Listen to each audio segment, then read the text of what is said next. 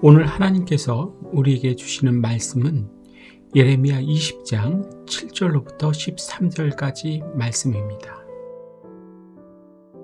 여호와여, 주께서 나를 권유하심으로 내가 그 권유를 받았사오며 주께서 나보다 강하사 이기셨으므로 내가 조롱거리가 되니 사람마다 종일토록 나를 조롱하나이다. 내가 말할 때마다 외치며 파멸과 멸망을 선포함으로 여호와의 말씀으로 말미암아 내가 종일토록 치욕과 모욕거리가 됨이니이다. 내가 다시는 여호와를 선포하지 아니하며 그의 이름으로 말하지 아니하니라 하면 나의 마음이 불붙는 것 같아서 골수에 사무치니 답답하여 견딜 수 없나이다.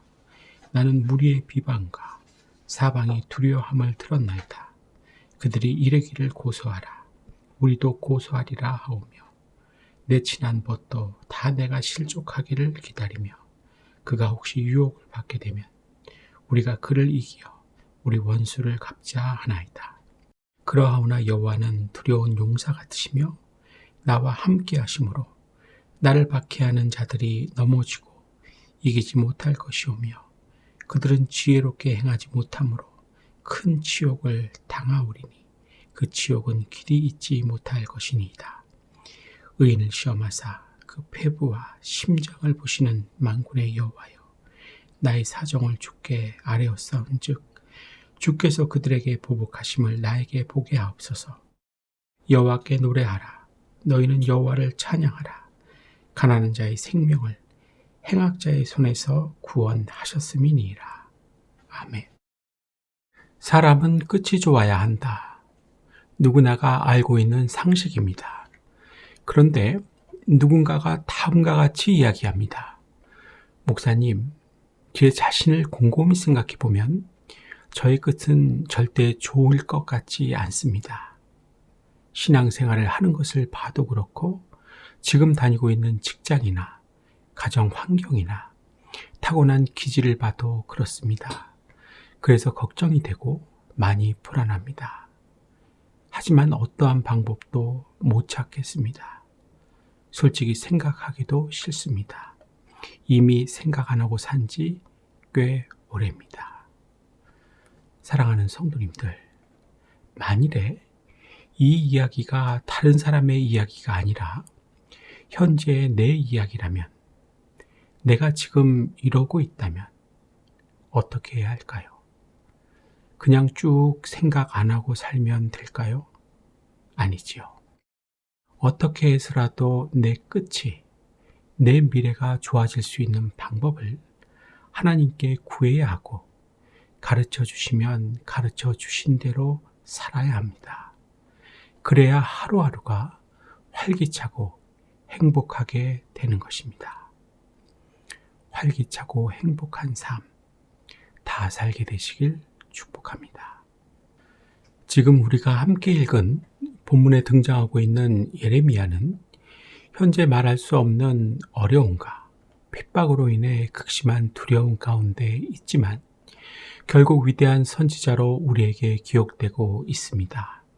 끝이 좋은 사람, 미래가 좋은 사람이었습니다. 맞죠? 그렇다면 내가 어떻게 해야 예레미야 선지자 같이 끝이 좋은 사람이 될 수 있을까요? 미래가 좋은 사람이 될 수 있을까요? 하나님께서 우리에게 주신 말씀 차분하게 상고해 봅니다. 먼저 7절, 8절 말씀 봅니다. 여호와여, 주께서 나를 권유하심으로 내가 그 권유를 받았사오며 주께서 나보다 강하사 이기셨으므로 내가 조롱거리가 되니 사람마다 종일토록 나를 조롱하나이다. 내가 말할 때마다 외치며 파멸과 멸망을 선포함으로 여호와의 말씀으로 말미암아 내가 종일토록 치욕과 모욕거리가 됨이니이다. 주께서 나보다 강하사 이기셨으므로. 이 말은 하나님께서 말씀하실 때 예레미야는 그대로 순종했다는 뜻입니다. 하나님은 이기고 자신은 지도록 한 것입니다. 하지만 이렇게 한 것은 사실 하나님도 이기고 예레미야 자신도 이기게 만든 것입니다. 왜죠? 순종이 승리의 방법이기 때문입니다. 본문을 보면 예레미야 선지자는 하나님의 권유를 받아들입니다. 하나님의 권유란 넓은 의미에서 하나님의 뜻을 말하는 것입니다. 예레미야가 하나님의 뜻을 수용했다는 것입니다. 그런데 그 결과는 어떻습니까? 온갖 조롱과 핍박이 찾아왔습니다. 이렇게 될 것을 예상하지 못했던 것일까요?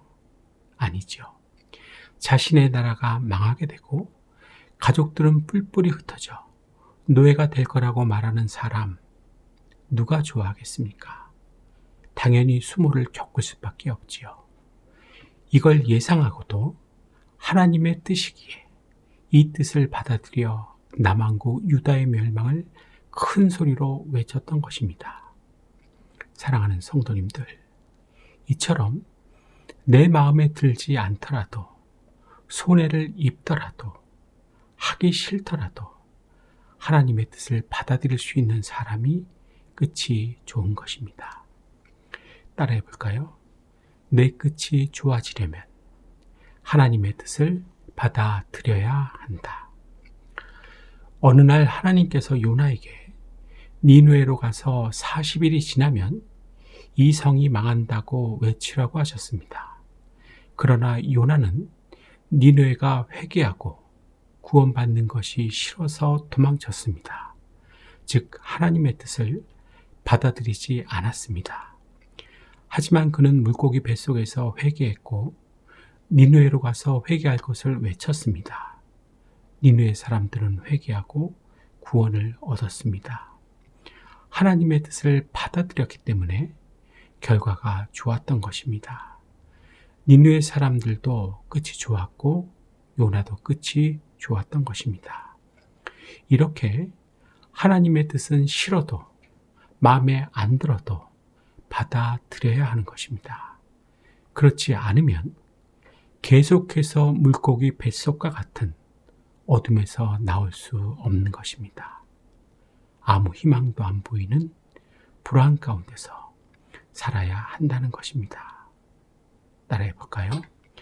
하나님의 뜻을 받아들여야 어둠과 불안 가운데서 나올 수 있다. 이때 주의해야 하는 것은 자기 생각입니다. 이게 하나님의 뜻을 받아들이지 못하게 하는 것입니다. 작은 내 머리와 고집에서 나오는 자기 생각을 철저히 버려야 합니다. 그걸 못하면 하나님의 뜻을 받아들일 수 없기 때문에 항상 어둠과 불안 가운데서 살 수밖에 없는 것입니다. 사랑하는 성도님들, 이제 우리는 하나님의 뜻을 받아들임, 즉 나의 수용 능력에 관심을 집중해야 합니다. 우리가 왜 어린 시절부터 가기 싫은 학교를 다니면서 교육을 받아야 했는지 생각해 보신 적 있으십니까? 자기 생각으로만 사는 것이 아니라 남의 생각들도 받아들이며 살 수 있게 하기 위해서입니다. 따라해 볼까요? 남의 생각도 받아들이며 살 수 있게 하기 위해서 학교를 다녔다. 그래서 남의 나라 사람 말인 영어도 배우게 하고 알지 못하는 사람인 피타고라스의 정리, 수학도 배우게 한 것입니다. 그 결과 남의 생각, 즉 다른 생각들을 잘 받아들이는 사람은 좋은 대학에 갑니다. 또 좋은 직장에 취직도 하고 아주 편하게 삽니다. 반면에 다른 생각들을 받아들이기 힘들어하는 사람, 수용 능력을 증진시키지 못한 사람은 어떻게 됐을까요? 변변한 직장도 가질 수 없는 사람이 되었습니다. 세상에서 환영받지 못하는 사람으로 살게 된 것입니다. 자식들마저도 힘들어지는 것입니다. 물론 학창시절에는 내가 왜 받아들이기 싫은 영어나 수학 같은 다른 생각들을 열심히 받아들여야 했는지를 전혀 알지 못했을 것입니다. 맞죠? 이런 사람들, 이렇게 굳어져 버린 사람들이 교회에 오면 어떻게 될까요? 교회에 와서도 마찬가지입니다. 학교 생활처럼 힘들어합니다. 하나님의 뜻을 받아들이기 싫어합니다. 하나님의 뜻대로 사는 것을 매우 고통스러워합니다. 듣지도 않습니다. 하지만 방법이 없습니다. 진정 내 끝이, 내 미래가 좋게 되시길 원한다면 이제는 그때와 달리, 이제는 그때와 다르게 예레미야와 같이 하나님의 뜻을 받아들이십시오. 싫고 마음에 안 드는 하나님의 뜻을 받아들이십시오. 그 뜻은 대부분 설교 시간에 선포되고 성경에 기록되어 있습니다. 내 체질을 잘 알고 계시는 하나님께서 도와주실 것입니다. 내 끝이 좋아지려면 하나님의 뜻을 받아들이는 것입니다. 이제 9절 말씀 봅니다. 내가 다시는 여호와를 선포하지 아니하며 그의 이름으로 말하지 아니하리라 하면 나의 마음이 불붙는 것 같아서 골수에 사무치니 답답하여 견딜 수 없나이다. 예레미야가 하나님의 말씀을 전하다가 조롱을 받고 치욕과 모욕거리가 되고 너무나 심한 핍박이 와서 다시는 여호와의 이름을 선포하지 않겠다고 결심하면 심령이 답답해서 견딜 수가 없었습니다. 예레미야는 심중에 불붙는 것 같이 사명감이 뜨거웠습니다. 우리도 이렇게 복음을 전하지 않으면 답답해서 견딜 수 없는 사명감에 불타는 마음이 있어야 끝이 좋아지는 것입니다. 따라해 볼까요? 내 끝이 좋아지려면 복음을 전해야 한다는 사명감에 불타는 마음이 있어야 한다. 같은 마음을 가지고 있던 사도 바울은 내가 복음을 전할지라도 자랑할 것이 없는 것은 내가 부득불할 일이고 만일 복음을 전하지 않으면 내게 화가 있을 것이다 라고 했습니다. 이 말은 복음을 전하는 것이 자기의 사명이고 복음을 전하지 않으면 화가 임하게 된다는 자기 고백입니다. 바울은 복음을 전하지 않는 사람은 화를 당하게 된다는 것을 미리 알고 있던 사람입니다.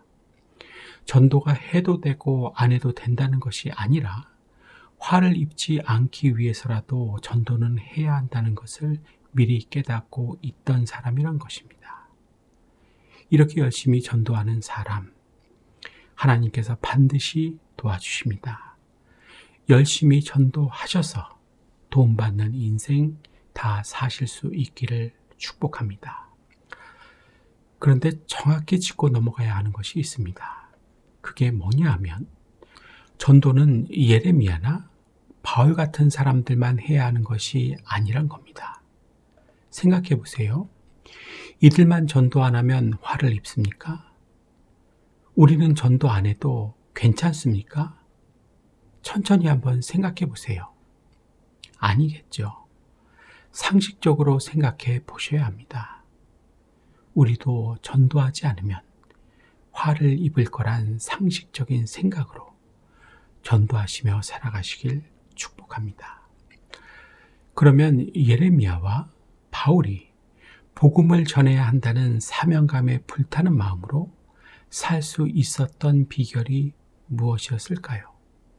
중요하겠죠? 잘 들어주세요. 바로 하나님을 경험했기 때문입니다. 예레미야와 바울은 하나님을 경험했기 때문에 복음을 전해야 한다는 사명감에 불타는 마음으로 살 수 있었던 것입니다. 그렇다면 어떻게 해야 하나님을 경험할 수 있을까요? 답은 온전히 순종하는 것입니다. 순종을 해야 하나님을 경험할 수 있습니다. 10년을 교회 다녀도 온전히 순종하지 않고 골라서 순종하면서 교회 다니면 절대로 하나님을 경험할 수 없습니다. 그간 하나님을 경험할 수 없었던 이유가 골라서 순종했기 때문입니다. 따라해 볼까요? 골라서 순종하는 사람은 하나님을 경험할 수 없다.